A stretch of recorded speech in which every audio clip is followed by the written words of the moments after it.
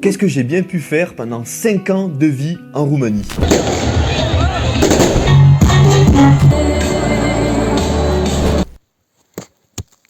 Vous regardez La rue est vers l'Est, likez, commentez, abonnez-vous, vous connaissez la chanson. On s'est quitté dans la dernière vidéo au moment où je rentrais en France dans l'idée de venir m'installer en Roumanie. On va reprendre le cours du récit par là. Je suis rentré en France le 16 septembre 2021 et déjà le 12 octobre, je repars en Roumanie dans ma petite Citroën AX, voiture que j'ai encore à l'heure actuelle. Elle apparaît d'ailleurs dans une des premières vidéos. Je pars avec un pote, un ami, Alexandre, et on part faire ce long trajet ensemble, traverser toute l'Europe. Il y avait environ 2500 km de route à faire. Évidemment, vous vous doutez bien qu'avec ma Citroën AX, on n'est pas passé par les autoroutes. On a bien essayé en Allemagne, mais on a vite compris que c'était pas une bonne idée, parce que quand on se fait doubler par des bolides allemands qui roulent à 250, et que la petite Citroën AX fait wouh, bouge dans tous les sens, on s'est dit allez, c'est fini. On a pris que des petites routes jusqu'à la fin. En tout cas, le trajet s'est très bien passé. C'était très amusant parce qu'on a fait beaucoup d'étapes. On s'est arrêté une nuit en France, puis une nuit à Munich, une nuit à Vienne, puis une nuit à Budapest, une nuit à Timișoara, puis on est arrivé à Brașov. Et c'était très amusant parce que petit à petit, nos logements étaient de plus en plus fancy, de plus en plus confortables. Vraiment, la première nuit en France, on était dans des vieux lits superposés. On a fini à Timișoara, le dernier logement, c'était un énorme Airbnb. Les gens avaient mis des petites fleurs sur le lit, comme un vrai rendez-vous romantique, etc. Bon, j'étais avec mon pote, on a bien dormi tous les deux sur notre petit lit, mais c'était super rigolo. Et on arrive à Brașov, enfin, chez Selena, du coup, chez qui j'avais prévu de m'installer. Désillusion, vous vous doutez bien que les amourettes d'été se transforment très rarement en relations pérennes, et donc ça n'a pas été non plus le cas avec Selena. Les tensions sont très vite apparues, des incompréhensions. J'ai très vite dormi sur le canapé, on s'entendait plus du tout bien dès le début en fait, ça s'est vraiment dégradé très vite. J'ai même hésité les premiers jours à repartir, ouais, je pense le 20 septembre à peu près, je suis arrivé à Brașov, à peu près le 30 j'ai pété un câble, j'ai dit putain c'est fini, je veux plus rester là, elle me pète trop les couilles, j'ai rechargé toute ma voiture que j'avais déjà déchargée, parce que j'avais quand même ramené pas mal d'affaires, j'ai tout rechargé ma voiture, j'ai dit vas-y je me casse, mais en fait lorsque j'étais en vacances en Roumanie, donc avant de revenir, j'avais fait la rencontre d'un franco-roumain qui était le voisin de Selena, et avec qui je m'étais vraiment très bien entendu, on sortait tout le temps ensemble. Et donc, avant de partir, je l'appelle, je lui dis bah vas-y, je me casse, j'en peux plus, c'est bon, c'est pas pour moi la Roumanie, c'était pas une bonne idée. Et il me convainc, autour de 1 ou 2 bouteilles de vin, je ne me souviens plus très bien, de rester. Je suis très facile à convaincre, donc je suis resté. En gros, je dois mes 5 années en Roumanie juste à cet Alexandre et à cette petite soirée qui m'a convaincu de rester. Si je n'avais pas voulu attendre une nuit de plus, je serais rentré en France et mon destin aurait été totalement différent.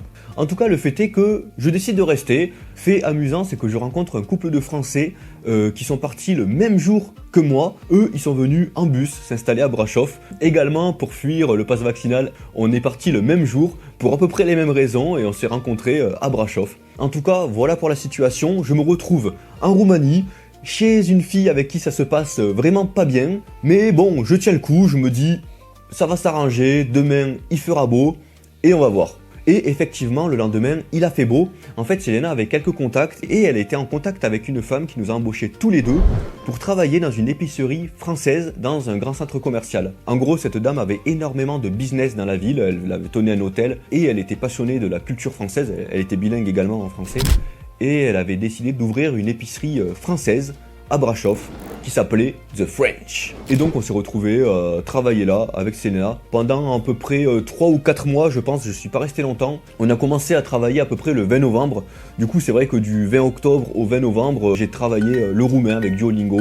Bon, j'ai pas fait beaucoup de progrès depuis, mais bon, j'ai quand même pu me consolider un peu mes bases en roumain à ce moment-là. Évidemment, avec ma première paye qui était de 1000 €, je me suis enfui de chez Selena, j'ai pris un appartement directement. J'étais tranquille, petite vie de célibataire dans mon appartement de Roumanie, c'était génial. J'ai quand même tenu 2 mois à dormir sur le canapé, je l'ai fait, franchement, j'ai été un sacré guerrier, mais le fait que je change d'appartement, on est quand même resté à peu près en contact avec Selena, même plus ou moins en couple on va dire, même si c'était, vous savez, aime-moi je te fuis, suis-moi je te suis, toutes ces conneries, donc c'était pas une très belle période de ma vie, on va pas se mentir. Et donc voilà, je travaille quelque temps dans cette épicerie française où voilà, je parle en roumain avec les clients. Ça se passait pas vraiment bien, il y avait pas mal de soucis déjà avec Selena, avec qui ça se passait plus du tout bien. Et également avec la patronne qui était, avouons-le, un peu tête en l'air et qui était également pleine de promesses, sans beaucoup de réalisation à la suite. Et donc en mars, je décide d'arrêter le travail et donc je prévois encore une fois de quitter la Roumanie. Et donc à ce moment-là, je rappelle Alexandre avec qui j'étais venu en Roumanie. Il vient, je lui dis bah écoute Alexandre, on va faire le retour ensemble. Donc il vient tout content en Roumanie et je change et je change encore d'avis à ce moment-là, donc ça me fait rire parce que le pauvre Alexandre, qui est revenu donc de France pour aller en Roumanie, en étant tout content du coup de faire le retour avec moi, et ben non, désolé mon petit Alexandre, j'ai changé d'avis à ce moment-là. Tu es un vrai salaud, j'ai dû aller à Venise tout seul, et du coup j'ai pas pu faire les gondoles parce que je suis pauvre. Et du coup, je me suis baladé en Vaporetto. Mais qu'est-ce qui m'a fait rester, me diriez-vous? C'est que vraiment du coup à cette période-là, j'étais un peu perdu, je savais pas du tout quoi faire. Je me souviens de cette période-là, il y avait donc Alexandre et également mon pote Samy, dont je vous ai parlé dans la dernière vidéo, qui était sur Yash. Il est venu en vacances à Brasov, du coup j'avais hébergé à cette période-là. Comme vous a dit Lilian, il est venu me voir très vite à Yash. Ça a tout de suite matché en fait entre nous, voilà, c'était très cool, franchement, très bonne soirée. Mes toilettes s'en souviennent, comme vous avez vu dans la première vidéo. Et puis suite à ça, je me suis dit, il est venu me voir à Yash, pourquoi j'irais pas le voir à Brasov Et donc, je suis venu le voir à Brasov, là c'était en mars 2022, et en fait j'ai eu... Déjà, il y a eu plein de trucs pendant ce court voyage à Brasov, il y a eu le déclic, on va dire, le coup de cœur pour Brasov. J'ai trop kiffé cette ville en fait, je me souviens d'un moment où Lilian il devait travailler, je suis parti tout seul me balader dans le centre-ville, il y avait un petit ruisseau, c'était trop beau, j'ai vraiment le coup de cœur, je me suis dit, j'aime bien cette ville, et puis... Deuxième chose, en fait, j'aimais bien l'ambiance. Il faut savoir que Lilian avait rencontré un couple de Français. Et ce couple de Français, la fille, enfin la meuf du couple, elle nous a dit, les gars, si vous voulez rester en Roumanie, moi j'ai trouvé un taf où il y a juste besoin de parler français, tu décroches au téléphone et t'es bien payé. En tout cas pour la Roumanie. Un truc assez tranquille qu'on peut faire à la maison.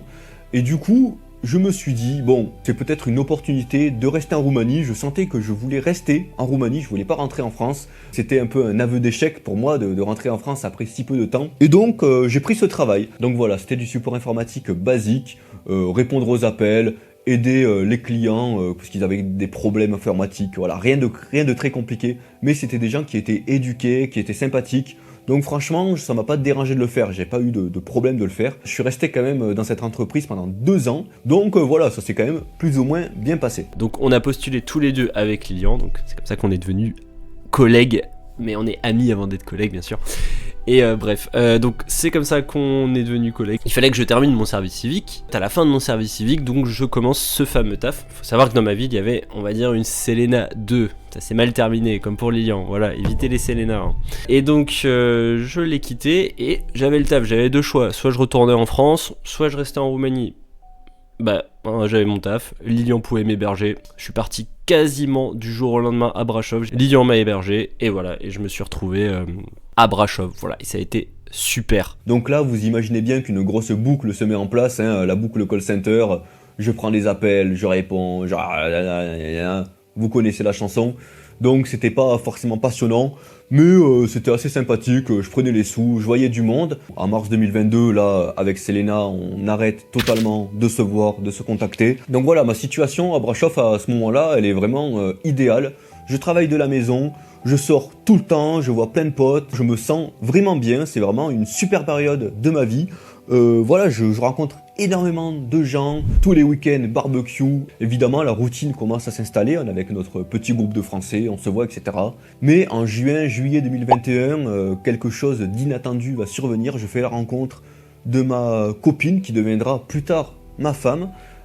Qui est Monica, donc qui est équatorienne. Donc là, le groupe prend une tournure inattendue parce que du coup, je rencontre ma copine équatorienne. Ma copine connaît énormément de latinos et du coup, il y a une alliance franco-latino qui se met en place. Donc vraiment une fusion des 2 groupes. Donc le groupe de Français qui était assez conséquent à l'époque et le groupe des latinos qui était encore plus conséquent ils fusionnent, et vraiment, vous savez très bien ce qui se passe quand on fusionne deux cultures, ça explose, ça se passe bien d'un côté, mais de l'autre côté, il y a quelques frictions qui se passent, des couples se font, des couples se défont, voilà, du drama latino, du drama français, alors que, évidemment, le groupe de Français vivait plutôt bien, franchement, on était entre nous, on était tout calme, etc., tout se passait bien, mais avec les latinos, tout est différent, les latinos sont un peu plus... En tout cas, c'était une super période, on a bien rigolé. Tout s'est bien passé, n'empêche que le groupe a bien tenu. Des couples se sont faits, des couples pérennes, des mariages ont eu lieu, etc. Donc voilà, franchement, ça a été une rencontre explosive. Bon, en novembre 2022, je change de maison parce que la maison dans laquelle j'étais, la propriétaire voulait la vendre. Et donc, un gros bordel, elle m'a pété les couilles. Limite, elle m'a viré de la maison. J'ai dû trouver un nouvel appartement en urgence. J'ai pas eu ma caution parce que, en fait, c'est des contrats de 1 an en Roumanie. On signe pour 1 an. Et du coup, j'ai pris l'appartement en décembre. Je suis parti juste 1 mois avant. Jeté dehors en plus. Mais elle ne m'a pas donné la caution, cette connasse. Je l'ai encore ici, en travers la gorge, et je suis pas très content. Mais bon, ce n'est pas grave, j'ai trouvé un appartement génial, avec un propriétaire génial qui parle français, qui est adorable, et donc je suis très reconnaissant. Forcément, du coup, pendant ces 5 ans, j'ai profité d'être en Roumanie et d'avoir de nouveaux pays frontaliers autour de moi pour les visiter. Donc on a pas mal voyagé au final, on est allé en Moldavie, en Hongrie, en Serbie, en Bulgarie, Croatie, Albanie. Franchement, on a beaucoup voyagé, on est allé en Moldavie déjà 2 fois, également évidemment en Roumanie, on a pas mal bougé. Donc voilà, ça a été super, on a bien profité en fait d'être dans une nouvelle zone géographique pour explorer les alentours sans payer énormément un billet d'avion ou un billet de train. À peu près en juillet 2024, mon travail me force à retourner sur site dans les bureaux. Asocial que je suis, je leur dis ok, mais je cherche vite un autre travail. Donc je démissionne assez rapidement et je me trouve un nouveau travail, full télétravail, pour être tranquille. Je perds un peu de salaire, je suis toujours aux alentours de 1000 €, ce qui est quand même à l'heure actuelle très peu. Travail que j'occupe encore à l'heure actuelle d'ailleurs. Au niveau social, vous imaginez bien qu'il y a eu énormément de contacts qui se sont faits au fil des ans. Que c'est très amusant parce que quand je regarde les photos, je vois différents groupes. Et parfois, vraiment, il y a des grands groupes de potes que j'avais en 2022, 2023. Et tous ces gens-là ont totalement disparu. D'autres personnes, donc, se sont rajoutées plus tard. Il y a eu un brassage énorme de personnes sur Brasov. Je pense qu'une des soirées où il y a eu énormément de personnes, c'était pour le baby shower d'un couple de Français, du coup, qui vivait en Roumanie. Et on s'est retrouvés là, on était à peu près entre 10 et 15 Français dans un appartement en Roumanie. Et là, on s'est tous regardés, on s'est dit putain, mais on a réussi en fait à former un groupe tellement grand et tellement soudé, parce que même encore à l'heure actuelle, je pense qu'on est encore soudés. Et j'ai trouvé ça magnifique en fait, on a réussi à faire un groupe assez grand. Pas beaucoup de Roumains dans le groupe, c'est vrai. Beaucoup de Franco-Roumains ou beaucoup de Roumains ayant vécu en France, mais assez compliqué au final de se faire des amis roumains. Les Roumains au final, souvent ils sont super avenants au début, ils prennent le numéro de téléphone et tout, ils se disent putain ouais vas-y, on va se contacter, on va prendre des bières, etc. Et après, silence radio, plus rien. Ça nous est arrivé plusieurs fois avec Samy où on allait à l'escalade, on rencontrait tout le temps des gens, on discutait, parce qu'en général ils sont super cool, super avenants, mais après en général aucun contact. Je fais beaucoup de blagues d'ailleurs sur Samy parce que quand il sort en soirée, il prend les contacts de tout le monde, il prend les numéros, etc. Ah vas-y on va s'appeler, etc. Mais au final après, plus rien. Je pense que son téléphone doit être rempli à peu près d'une centaine de contacts roumains, mais au final qui n'ont jamais donné suite en termes de relations amicales. Comme a dit Lilian, c'est vrai que bon, moi en soirée je suis plutôt du genre à prendre des contacts un peu facilement. Alors il y a eu tout, il y a eu 2 catégories de contacts, ceux qu'on a gardés, ceux qu'on n'a pas gardés. Ceux qu'on n'a pas gardés en fait c'était simplement les Roumains qui ne parlaient pas français, qui nous recontactaient pas, ou moi je les recontactais pas parce que voilà. Deuxième catégorie de contacts qu'on gardait en fait c'est les Français ou les francophones ou les Roumains parlant français, les francophiles, tout ça. Voilà, par exemple dédicace à Vlad, c'est lui qui m'a offert ce magnifique maillot de la Roumanie que je porte actuellement. Et donc voilà, bon la routine s'est installée, on continue évidemment de sortir très régulièrement. Rien que hier, j'étais à la montagne, faire de la luge comme un petit zinzin. On va souvent se balader en montagne, etc. Les activités ont vieilli avec nous. Avant, on sortait se cuiter la gueule, boire des pintes, etc. Maintenant, on sort à la montagne, on va faire de la luge.